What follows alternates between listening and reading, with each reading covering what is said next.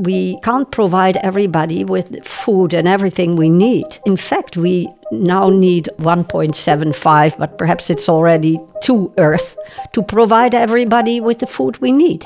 And if we continue in a similar manner as today, well, we end up with 3 Earths we need. That's clearly impossible. And all the pollution going along with it. It's outrageous. Welcome to Circular Pioneers, the podcast where we explore the innovative minds shaping the circular economy.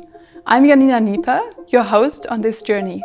Each episode, we sit down with pioneering individuals, sharing their personal whys, challenges, and insights for creating a regenerative future. Professor Dr. Jacqueline Cramer, a true pioneer in pushing the circular agenda in every room she entered.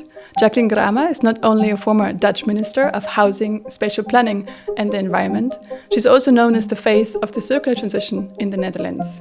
She embodies a person that she called in her book a transition broker, a person with a set of qualities that is able to unite different needs towards a circular agenda. Jacqueline has dedicated her career to transforming industries from within, guiding over 300 companies in the circular transition. She has published over 30 books, including Building a Circular Future and How Network Governance Powers the Circular Economy, whilst playing an active role in transforming the Amsterdam metropolitan region. This is a conversation you don't want to miss. Welcome, Jacqueline. Nice to be here. As a former biologist and also former Dutch politician, you're seen in the Netherlands as the face of the circular economy. What was your aha moment and your journey? Well, in the first place, there are many more people that are promoting circular economy. But, well, actually, when I was 18, in 1969, I got a scholarship to go to the US. And before I start my studies, I was invited by a family living in LA. And I was not used, when I saw their house, to the enormous wealth. A beautiful kitchen with all kinds of equipment I never saw before. A garden with a beautiful swimming pool. But when I looked outside, I could not see the city. I only saw a white blanket. And then I said to the lady of the house, "What is this?" "Oh, well, that's smog because of all the cars." Wow. That sentence, well, it hit me because I thought, my goodness, when more people become, perhaps not as rich as this family, but become richer, and everybody start driving a car, and we don't change anything, it will be a horrible world in the future.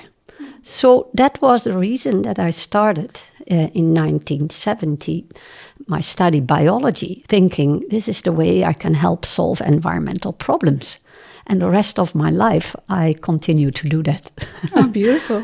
Beautiful. Yes. So you went from seeing the pollution that the cars had in America to studying biology, and then you further went on to becoming a politician in the Netherlands, correct? Well, in the end, yes. But I did much more, and I was invited to become a minister because I had a lot of experience in practice with industry, but also with NGOs. And I was very active in practice to help change companies and also government, actually. So I said yes, only because I could be Minister of Environment and Climate Change. Otherwise, I wouldn't have done it, because I'm not a politician who can run every ministry, because I'm very much engaged in environmental issues. So closing also the bridge between the private and the public sector. Yes. That was also one of the main incentives. Yes. Yeah. Yes. What did you see going wrong in the economy that you're thinking, what is it that the circular economy is solving? Well, we produce far too much and we consume far too much. And what I have seen is that since 1970, we actually used so much materials and raw materials that we can't provide everybody with food and everything we need, because in fact we now need almost 1.75, but perhaps it's already 2 Earth to provide everybody with the food we need. And if we continue in a similar manner as today, well, we end up with 3 Earths we need. That's clearly impossible. And all the pollution going along with it. It's outrageous. And what you see, that we used to be much more prudent in the use of materials than nowadays. And in 1970, some people already warned, we are a throwaway society. Then we didn't really imagine it would be the case, but it is. And it's basically what you've witnessed through your life is also the great acceleration. Oh, enormous. And that worries me a lot. Because, well, all my life I try to reduce pollution and I try to promote sustainability. And what I see is the opposite. And not only in Western countries, but also because the rest of the world is growing as well, which is, of course, logical, because they are now in a new phase of development. So we can't say you should not do that because we caused the problem. Yeah. So this is the enormous challenge of the world, not only of the Netherlands. Yes, also the social dilemma of growth. Yes, north and south, and. My opinion is that we should take the lead, because we caused the problem, so we are the first to solve it. And that's also what I said about climate change when I was minister, but the same holds for circular economy. Yeah, beautifully said. Taking the lead in the transition, yes, changing from the Western, the Western countries from within.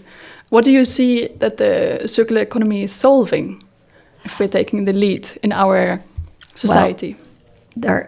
Of course, circular economy can't solve everything, but at least we can be much more prudent with the use of raw materials and keep all the materials, the resources and the products as long as possible in the cycle with the highest value possible. And if you do that, you can prevent pollution. You can also become even more circular if you use only renewables. And very important, you need to safeguard the resilience of natural ecosystems. So bio is perfect, but not when you don't take care of the resilience of the systems from which you try to get all the bio products. So in a sense, circular economy is the transition of materials, it's the transition of energy, and it's the transition of the biodiversity. Yeah, the complexity of system change. Yes, and a circular economy, the shift from linear to circular, is a system change. And that is quite something else than what we did in the past. I've done a lot of work with companies, and then we worked on improvements in the in the production processes and in the products, redesign of products. But actually the change was limited to what the company could do. And we, of course, also interacted with the suppliers and so on, but it was not a system change. Now, when you go to a circular economy, you need to take everybody on board. Otherwise, it's not going to work. This sounds very abstract, but if, for instance, I'm working in the textile industry, for instance, if we design all kinds of very sustainable textile, which you can also, considered circular in the sense that you can use it very long and that you can use it as a product much longer, not only by recycling, but also by reuse, etc., then you can say, okay, that's the way forward. But if consumers are not buying it, it's not going to work. So how can you make a system change which is much more impactful than just one good company that is trying to sell products which are perfect? But then their complaint is it's too expensive, it's for the elite, it is whatever. And then there are many reasons to say, well, this is just a niche, it's fine, but let it be a niche. So what we do now in the textile case is that we mobilize the pioneers, the innovative companies, and try to work with them on next steps in what the government should do in order to steer developments into the direction of your type of businesses. We have now in the Netherlands an EPR, an extended producer responsibility, but that now focuses in the first phase on recycling and second-hand. Well, that's the first step. But we advocated, please don't stop with the first after the first step because you are not then ready. No, then we offer you to prepare the next step with the innovative companies in such a way that next EPR also includes reuse, less use, more involvement of consumers. And of course, this is very difficult, but that's the only way you get a system change. And in a way that it will be prepared in advance and not just a shift and then go back again. What you see is that we push something and then the next government says no, and then another one says, okay, we need to start up again. So then it's a little bit zigzag. But when you plan for it in a predictable path, then I believe it can bring a lot of people on board. Yeah. And then the small companies should become big in order to improve their business case. Because when they are very small, often the price of products is much higher than when they have more volume. Yeah, economies of scale. Yes, exactly. Yeah. So that's the type of work I'm doing. Yeah. And there were two things that I want to touch upon. First, if anyone listening doesn't understand extended producer responsibility, how would you say it in simple terms? Oh, yes, sorry. That's an omission from my side. It is that you put an extra fee on the price of a product, and that fee is used to pay for logistics, for new developments, innovation, money, for also the new systems that should be put in place, like recycling units. There are lots of things that need to be prepared in order to implement measures from the government. And to pay that, we need some extra money, and that money is put in a specific fund, and that is the way that you can finance, innovation and new developments. So with every product that is sold, there's a certain amount that goes back. Yes. And it's also extended producer responsibility also talks about taking back. It's also about the system of the supply chain, supply chain system. Yeah, the whole system is involved.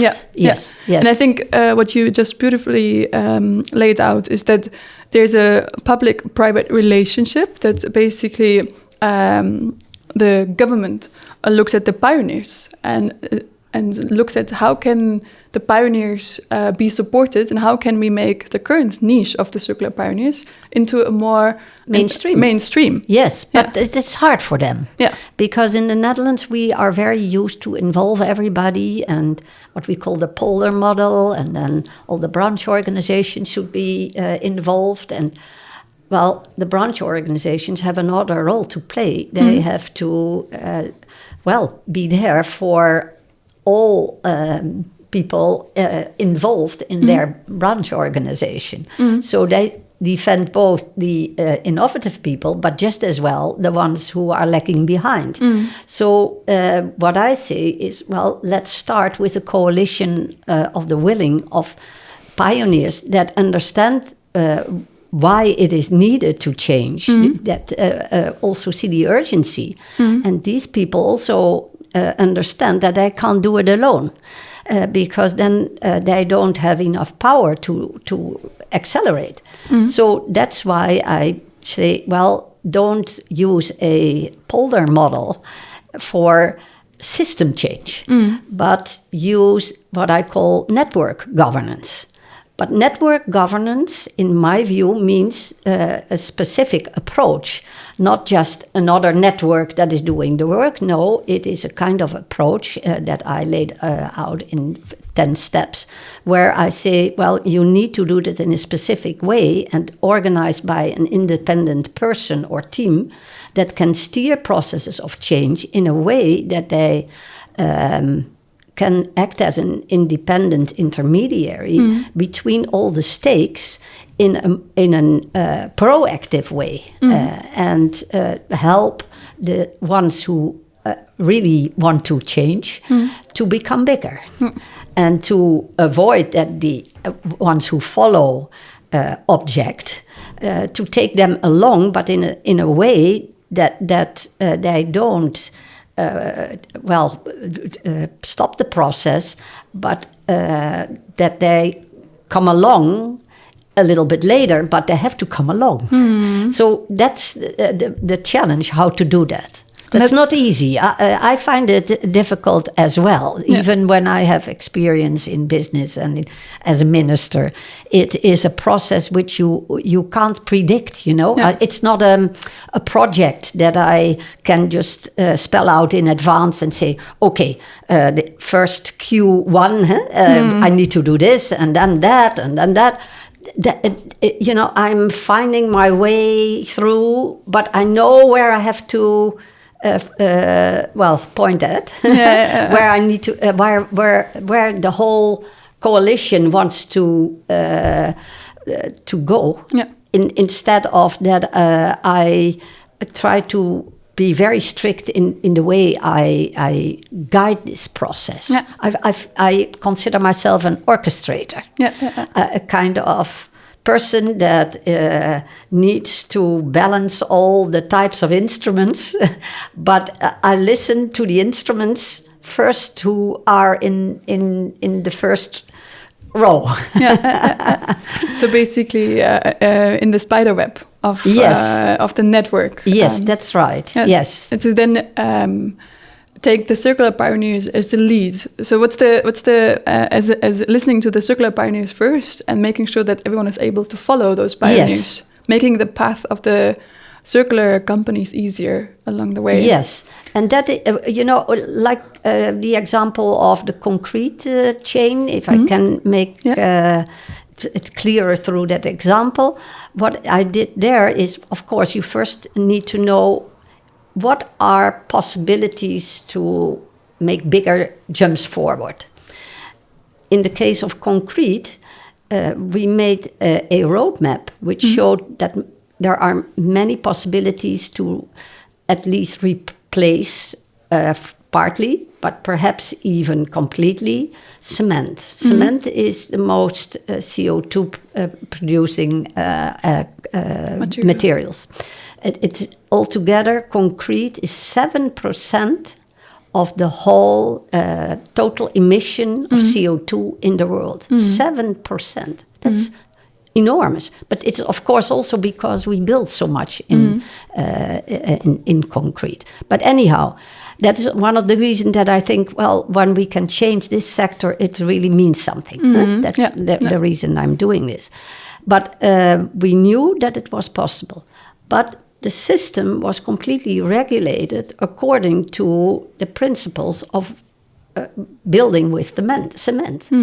And then you have to find out, how can you change that? All the norms are related to, a certain amount of cement which should be in the product. All the people who have knowledge about a product with cement. So it was a complete change that had to be made. So then the thing that I did is find out who are producers who dare to come up with alternatives. And now we are that far that there are alternatives. And now we mobilize the commissioning parties and say, join forces, coalitions of parties that say, we are going to decarbonize housing, decarbonize bridges. So we have 7 coalitions now of a very influential group of actors, of commissioning parties, and they say we are going to formulate the most ambitious requirements, contract requirements that are feasible but ambitious, and we make sure that in the course of time we make the requirements stricter. And through that, we can show that there are alternatives. Then there is no reason for the followers anymore to say, well, we don't know and we are afraid. Then we can prove that there are alternatives. And we are now in conversation with the government to say, okay, but when we know it's possible, you have the task to harmonize requirements for the followers. And they are now willing to do that in such a way that we can say, okay, what the coalition of the willing partners show becomes 2-3 years later the requirements of the followers. And then you get a system change. And we want to predict in advance what the followers can expect, so that they are not all of a sudden confronted with rules they cannot follow. So taking the industry along, basically defining a roadmap within an industry, defining clear targets, then looking at the front runners, the pioneers, defining of the rules that they are currently, or the standard that they can set for others to follow in a few years, so that A, people can see it's possible. It's possible. And B, there's also a clear roadmap for them to follow, so there's less uncertainty. There's and also for those who want to invest, there's certainty that their investment can become profitable. So in that sense, it is good for the followers, but also for those who dare to invest. So this is the way in the building sector to do that. I just explained the textile industry. That's a completely other ballgame. So there you need other mechanisms to steer. And when I'm now also carrying out a similar roadmap for steel in the building sector, I can copy a lot of what we already experienced in the concrete sector, because it is similar, because the building sector is a particular sector, which is very regulated, very much this is what we have to do. It is a cultural context which you have to take into account. Also very traditional still. Very traditional and risk avoidant, of course, because, well, when a building collapses, nobody wants to take that kind of risks. Safety. So understandable. But sometimes for new developments, it's hard. But now you see also not only that they decarbonize, but also that we work on reuse of concrete elements, that we work on redesign of buildings in such a way that you build in view of circularity. So there is now a lot going on in the building sector and also in concrete and steel. Not only to improve the material, but also the whole construction. Yeah, I was just going to ask you. So we can, if we can apply this scheme to every industry, but you basically said for the built environment from concrete we can copy a lot to steel. Yes. Do you run up against different challenges in the steel industry than in concrete, or is it rather similar? The principles are the same and the cultural context is the same, but of course, steel is another product. Steel is more global. Steel, the recycling of steel is already in place, but it's low value recycling in general, and a lot of our steel scrap presently just is exported to Turkey and to Asia and whatever place. And we don't do much with the steel scrap. That will change in a couple of years, because we need for new steel production based on hydrogen much more steel scrap. And we can also make products for the building industry of steel completely of recycled steel.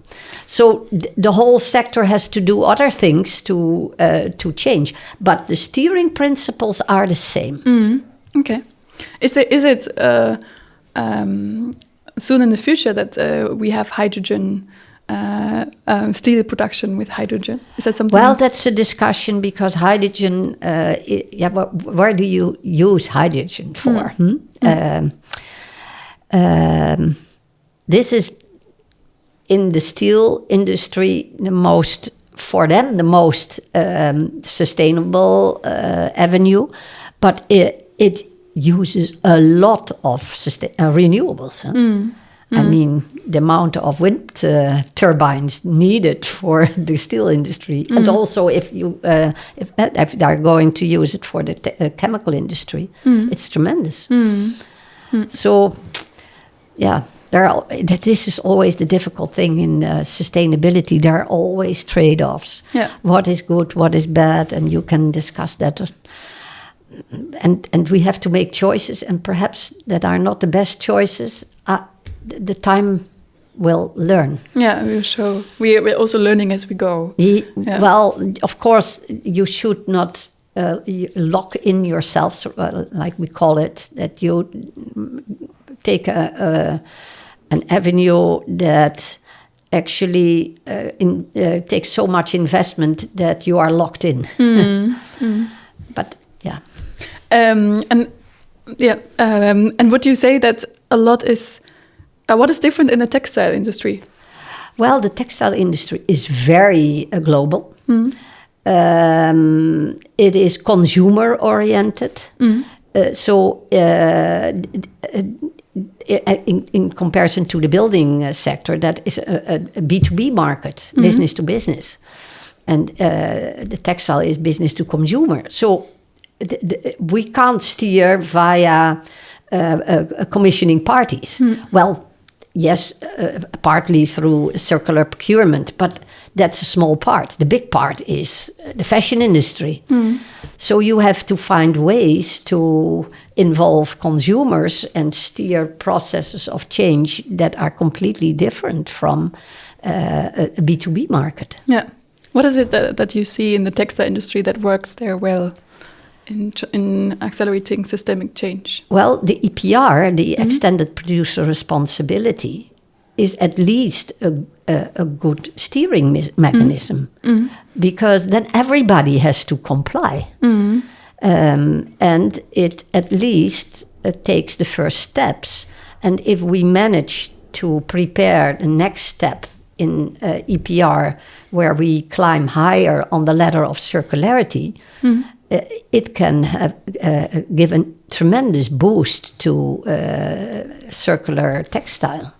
So you're basically saying that in the textile industry, regulation will solve a lot of the issues. Well, it's another type of regulations because we need in the building industry also regulation. If the government is not willing to harmonize the requirements for all the commissioning parties that follow, and then automatically the market parties must follow. If the government is not willing to do that, we can't do anything. Then we are stuck. Yeah. Then we have to do it via voluntary mechanisms, and we tried that already before. And then we have to find perhaps a financial incentive system. And it's until now not successful to do it via another mechanism. So we plea, and the market parties they are saying that as well. Please regulate us. That's of course interesting that they ask the government to do that, because otherwise we can't create a level playing field, they say. And the change that we need. Yeah, and the change we need. Yeah, that's a real system change. The combination with the networks that can steer till a certain point, and the government who has to steer what the network can't. That's the ideal. And that's what we try to explain to the government, which is quite new because they are used to think that they steer. So steering in both directions. Yes. The network governance. Yes. Why the Netherlands? Why would you say... because we are here in Amsterdam right now. We're sitting here in Houthavens. And I came to Amsterdam also because Amsterdam it wants to be one of the first fully circular cities. I'm also curious, why is the Netherlands pushing for a circular economy agenda? Well, actually, we have a long history already. The beginning of the 80s, we had tremendous problems with the pollution caused by landfills. We are a very small country, so we hardly have any space. So we have built on top of landfills neighborhoods. And there was a crisis because everybody needed to be replaced because they needed to clean the soil.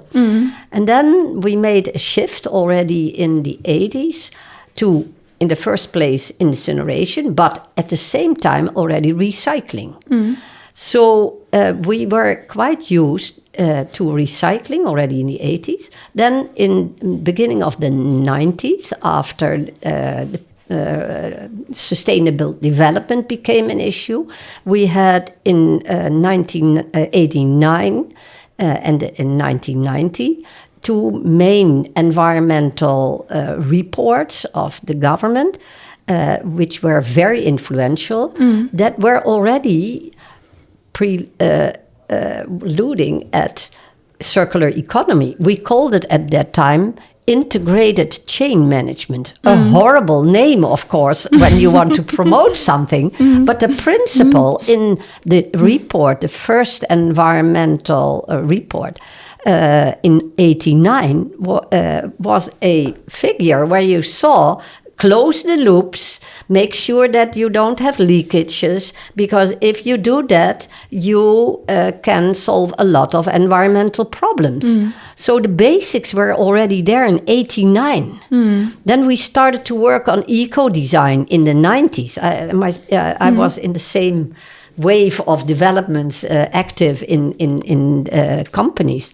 We did a lot of work on how can we implement integrated chain management. So, and at that time, I was advocating that a lot. Now we call it circular economy, which is a much better word, but also it's more encompassing in terms of what it means. But so we already have gone through different phases of development, and also the companies. And if I've compared it to other countries, I think, oh my goodness, yeah, we already had a long history. And this morning I talked to my colleague who is a professor in Melbourne, and we worked together because I went 9 weeks to Australia to help implement circular economy. And she said, well, Jacqueline, we write a book together. And she said, well, we are now in the phase that we understand that we are not that far as you are. We don't have this history. So you can't expect that from scratch you think in terms of the ladder of circularity and 10 steps and prevention and also understand what it means. While in the Netherlands, we cope with so much problems also in terms of import of a lot of resources, the pollution, we have been faced with the problems already in the early 80s. So I will not say that we are now doing a good job, but we understand at least what should be done. Yeah, and that gives, on the one hand, me the idea of the Netherlands are already quite advanced, but when we see what we still need to do, we are just in the beginning Still phase. So it's a little bit schizophrenic. But if I compare to other countries, I'm always surprised how much we already do and how many companies they're already pioneering, scaling up. There are too many to just mention. So there is a whole movement going on. I hope it will continue and be speeded up. But we can do a lot also to help other countries to speed up. Yeah. So in that sense, we have a very important task, actually. Yes. In that perspective, as circular pioneers in the international perspective. Yes, and I'm also quite active in promoting circular economy abroad. I thought I was in Australia, but the last 2 months, first I went to Berlin, and last week to Copenhagen, and in 2 weeks I'm going for 2 weeks to Canada. When I, for instance, take Canada, they are still talking about landfills. And, in 2030, the landfills are full. So they need to do something, but what to do, they didn't prepare yet. And they could send a lot to the US.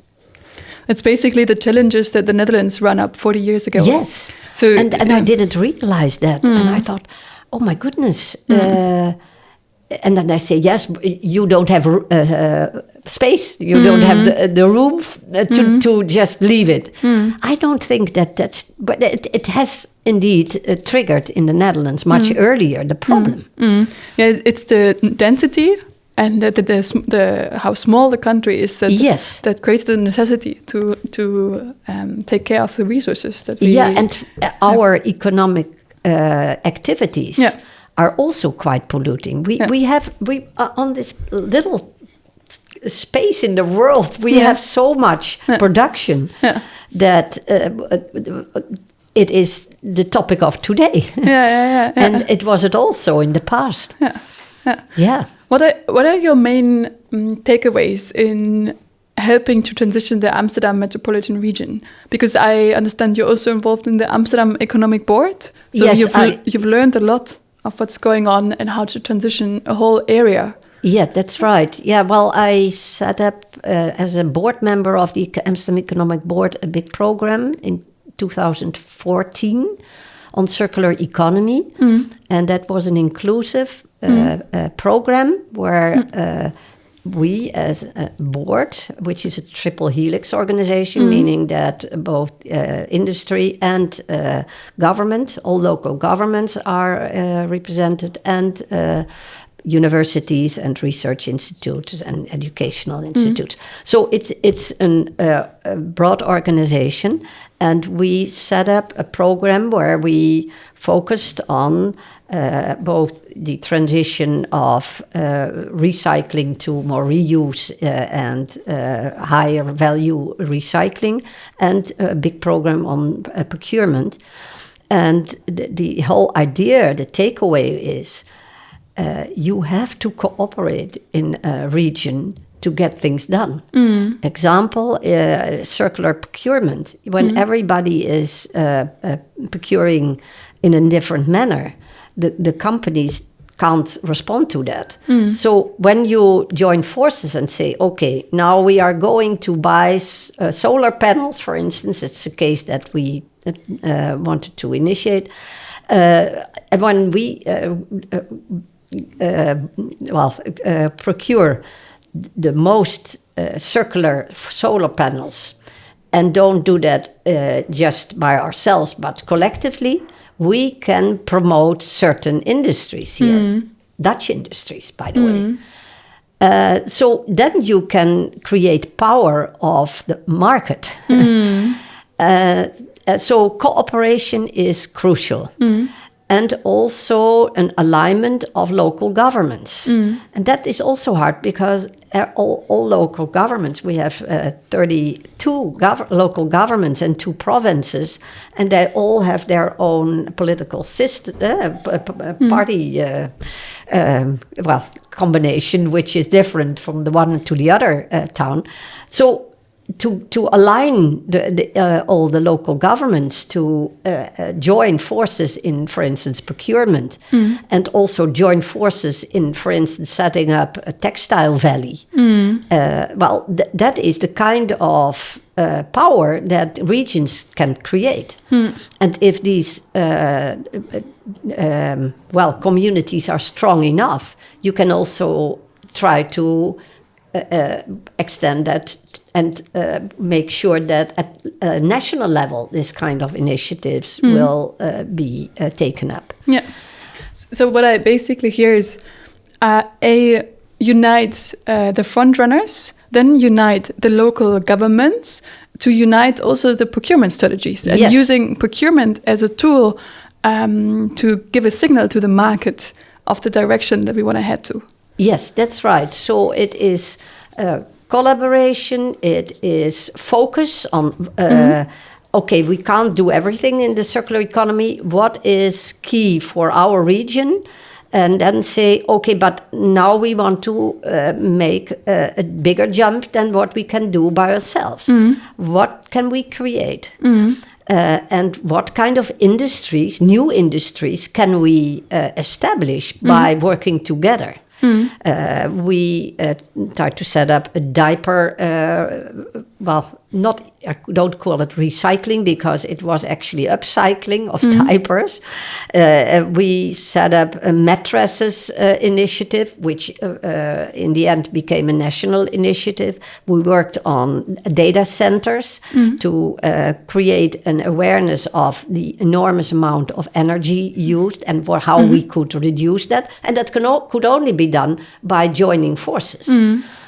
So you need to know, based on the priorities you set, what you can do, what it will mean in terms of environmental and economic impact, and how you can create new businesses by setting up this together. That's actually the way we worked. So it's also looking at per industry, what are leverage points? So if we, for instance, take the data centers, how can we leverage data centers to be less polluting, then uniting the right partners. And then accelerating the change together by steering very nice summary. Yeah. Okay. No, nice. It's a good. Yeah, it sounds very easy, huh? It does sound but easier than it is. It's not easy at all, you know. And it should also be an inspiring perspective for all type of political parties. And I am always reluctant to put on my hat as a social democrat because. it has, for me, it's my background, but circular economy should be shared by all kinds of backgrounds and all kinds of people. So that is also something I'm really thinking about more nowadays. All the time there is a tendency to put these kind of issues into a left-wing direction. In a corner, I would say. But I have always worked in a way that it would be inclusive and not that it is for the elite. I also think that we always thought, well, when the elite starts, the rest follows. But politics doesn't work like that. So you have to be very keen on who do you take on board from the beginning? And what can you learn from people that not immediately think in a circular manner? What helps them?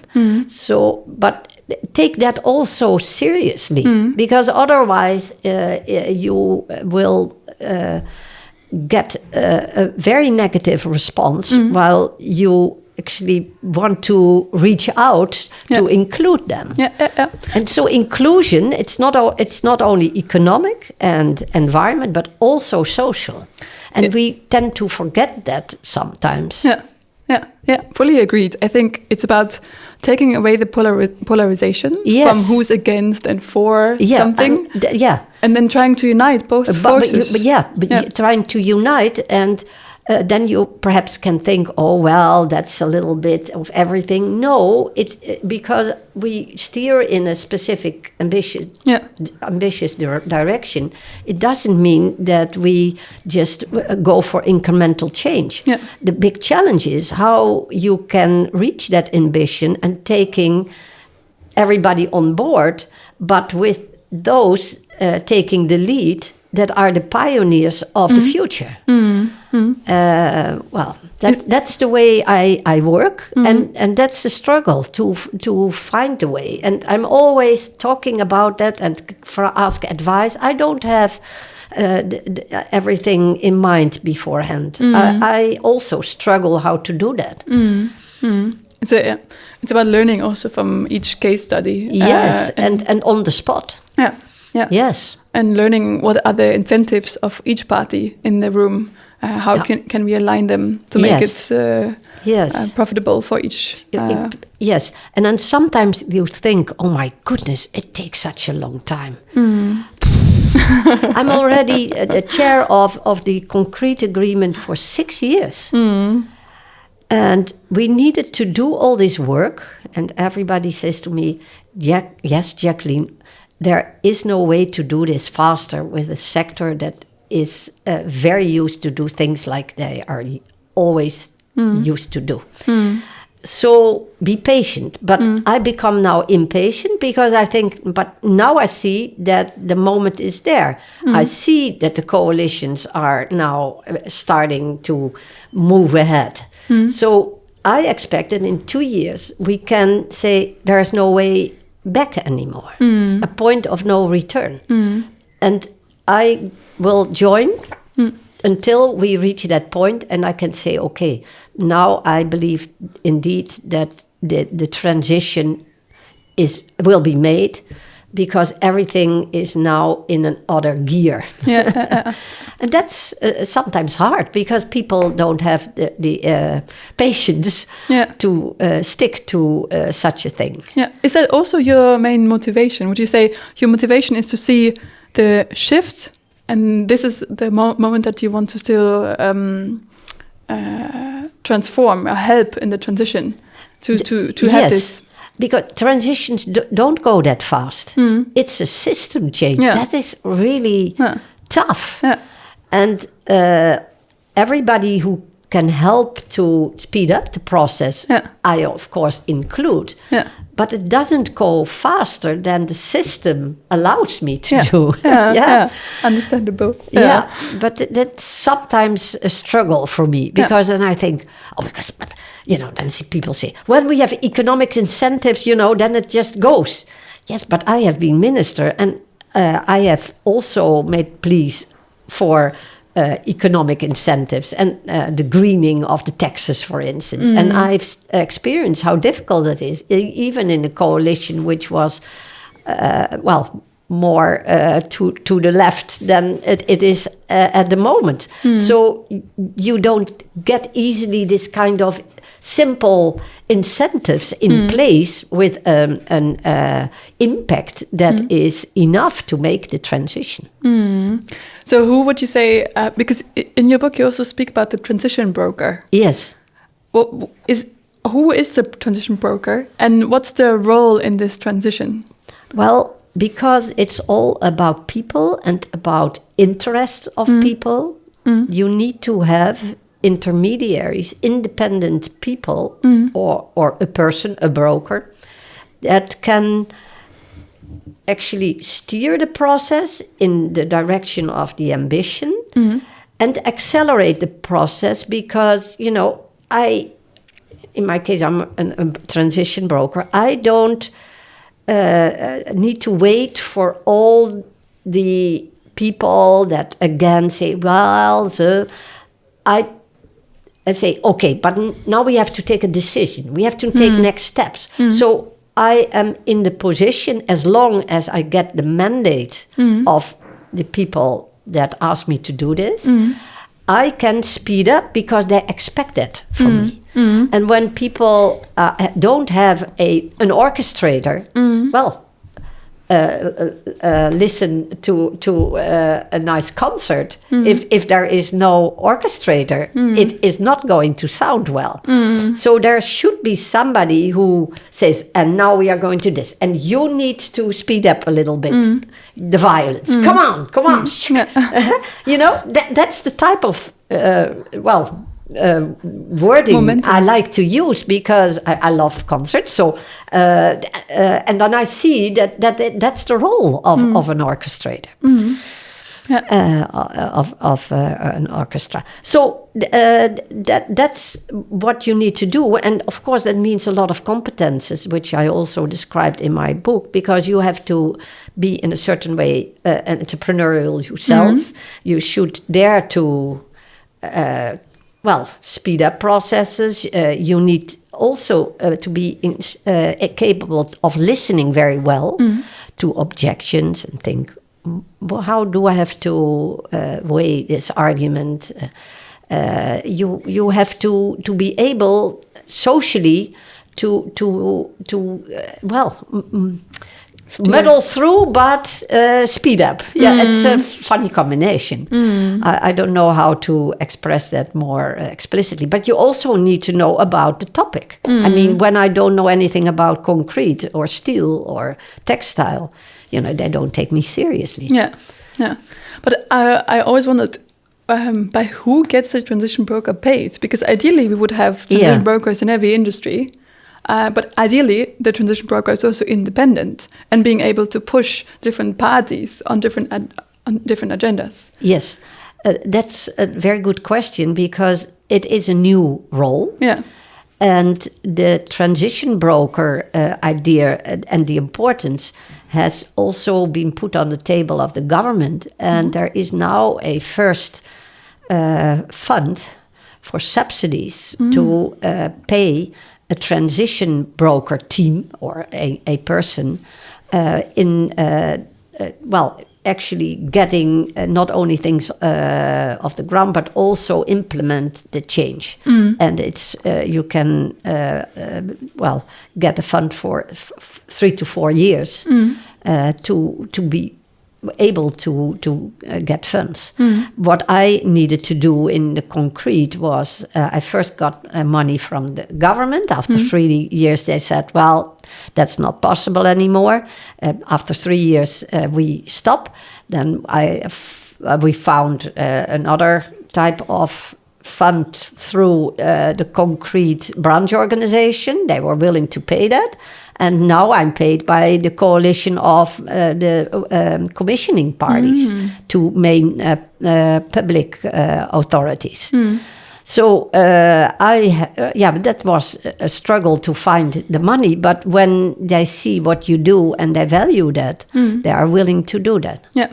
So also a bit creating new leaders within an economy, an industry. Yeah, actually, it's a new form of leadership. Yeah. Yes. Yeah. That's true. And I also, of course, have to interact with the government, know my way, how to do that. And I'm luckily in the position to be able to find my way, because I'm used to work in The Hague. Yeah. And know when I have to say, okay, now we need to mobilize the parliament, and we need to talk to parliamentarians, because they need to be involved too. So it's also someone who needs to have a good network. Yes, but knows how to use the network. Yeah. You can have a long list of names, but it's all about know how to do this kind of things. Yeah. I also remember in your book, next to the transition broker, you wrote about the 10 guiding principles for global change makers. Yes. Yeah, well, the point is, after I did a lot of work in the Netherlands, I wrote this first book on circular economy, how network governance powers the circular economy. It was in the COVID time, and there were quite some conferences on digital conferences. And then I presented results of the 10 building blocks. And then people said, "Oh, Jacqueline, can you come to our country to help?" And then I said, I don't know whether it works what I wrote for the Netherlands. And then I thought, what I'm going to do? I'm going to interview 15 other countries and compare how they can use the concept of network governance and transition broker, and see how it can work in their political, social-cultural context. So I had a scientifically based interview questionnaire. And then I found out that it very much depends on actually not that many factors. In the first place, government leadership. Is there government leadership? Secondly, is there receptivity towards network governance? That's important, of course, to see whether you can mobilize that network.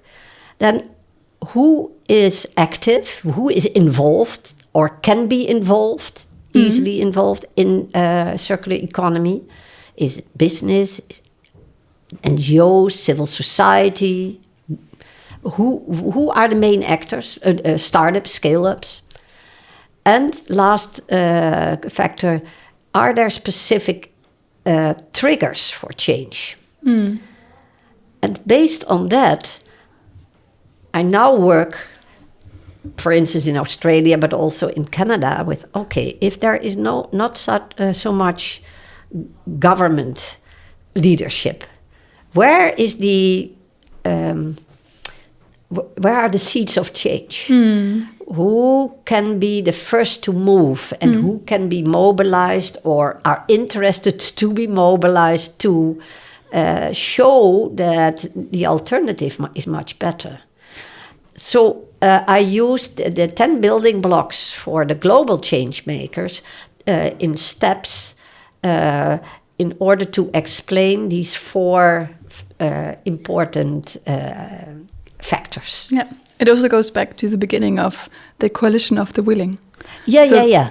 It's all finding where are the seeds of change. Yeah.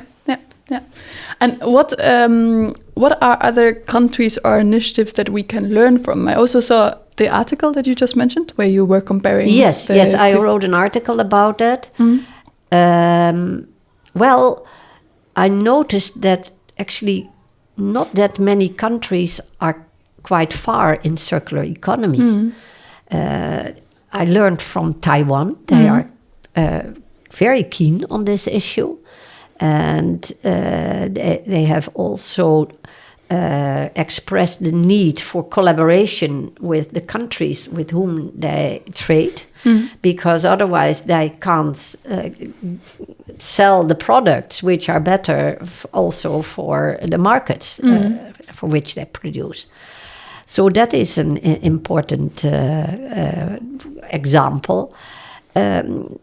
Many other countries are still in the making process. And I was surprised that not so many countries have a clear circular economy policy. Of course, many of the European countries refer to the EU policies. But for instance, Germany doesn't have their own policy. And also I was in Denmark and I was not very, sorry to say, but not that impressed by what their own policies are. Well, I expected much more. So it's we still need to do a lot of work. Yeah. That's actually my main conclusion. Yeah. And also my mission to help countries to accelerate. Yeah. What is one advice that you would give any country who wants to start on their journey? What would you, for instance, say to Germany right now? What is the next best step that they could do to accelerate the circular economy? Well, in the first place, realize that our resources become scarce and be proactive in changing towards a circular economy. And secondly, I would say use the power of the people, the society, both civil society, but also proactive companies, to support the system change. And don't think you can do it alone, because no way that a government can implement circular economy just by implementing rules. Policies. No. Yeah. So also looking at what is coming with the Green New Deal and how can we implement those policies in a country, for instance. How can we translate them for our own context? Yeah, you need to involve the system. Yeah. Otherwise, people just think, oh, well, it's coming from somewhere, but not for me. Yeah. So, yeah, there's more needed than just implementation of a regulation, which you also have to enforce. Yeah. So also having the clear roadmap that this might be a goal to have, the sense of urgency. And then and of course the last thing I want to say, it's so inspiring when you start your journey on circular economy. Then you notice, oh wow, this is so nice to do, and the people working in this field are fantastic. In the sense that you get energy of it. Yeah. It's an perspective that gives hope that we as human society can survive. And perhaps it sounds dramatic, but we should change. We need to move towards a circular economy in order to safeguard the earth. Well, the earth will survive, but mankind not. And my grandchildren will not survive. And even children who will come later will not survive if we continue this way. So hope you get through the people that you meet along the journey. Yes, and that it is possible. And that it is inspiring. And that it is actually, when you... start this journey, you see so many possibilities. And we are here in this building, which is all made of reused materials. And it's amazing. It's fantastic. And it's an atmosphere you like. I like. And it's the way you want to see that we get more and more followers. If you could change one thing in the current system, what would it be? You know, I hate these kind of questions. You know why? Because there is no one button you can push. That's what we tend to do. I can only say, please be aware of the need, but also the positive perspective you can create via circular economy.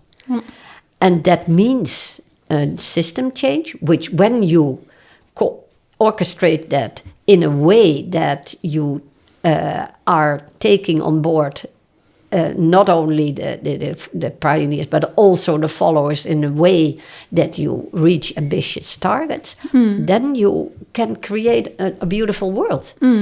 Yeah, more I can't say. Yeah, so it's also sense of urgency and sense of inspiration. Yes. That will go a long way. Finally, if you could give a shout out to one other circular company, who would it be?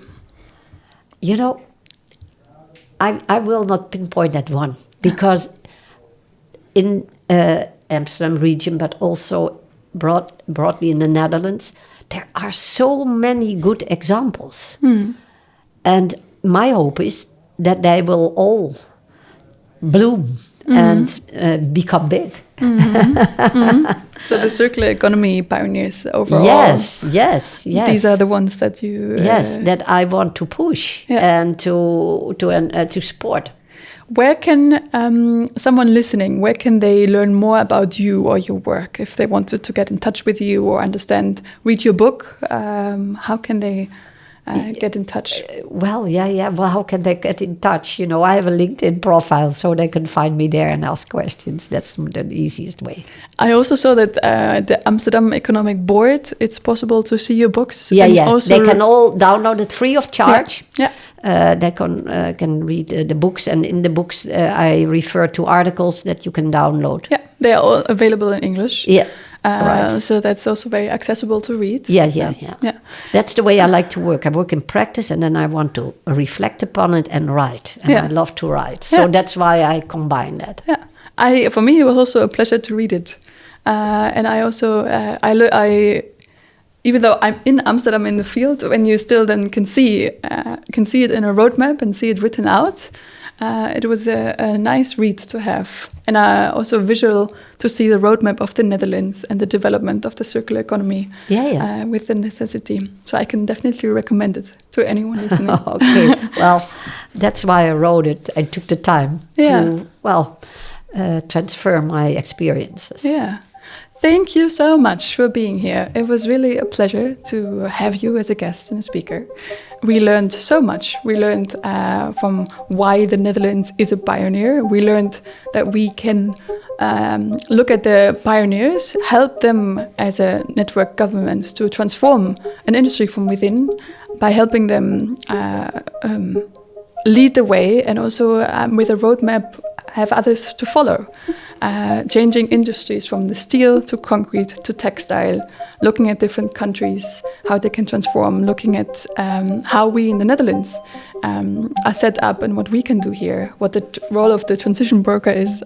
And for anyone who wants to go into more detail, I can definitely read the books on the Amsterdam Economic Board website. Thank you for being here. It was a pleasure. Thank you.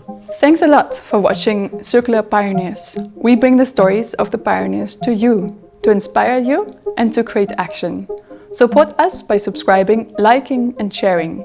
If you know someone who can sponsor us, share the link of our Circular Pioneers podcast. Your support is much appreciated.